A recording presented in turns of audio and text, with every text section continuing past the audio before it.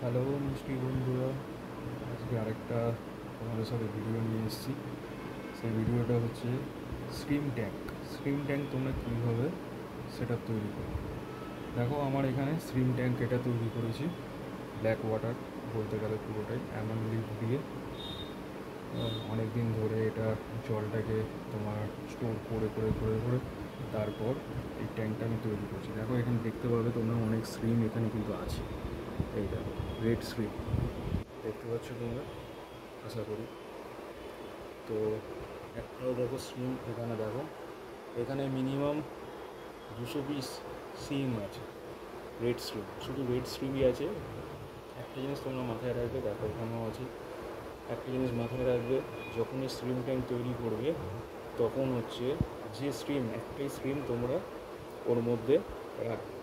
কিন্তু ইয়েলো বা ব্লু যদি তোমরা আলাদা আলাদা, যদি রেড ইয়েলো ব্লু এরকম স্ক্রিন ট্যাঙ্ক তৈরি করো একসাথে, তাহলে কী হবে, ওদের কালারটা ফেড হবে।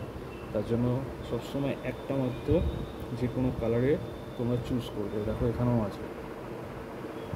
তো এখানে দেখো আমার জাভা মস দেওয়া আছে পুরোটা, আর পুরো ব্ল্যাক ওয়াটারে আছে।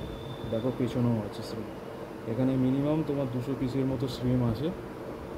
একটাও স্ট্রিম এখানে মরেও না, সবাই ভালো মতো আছে।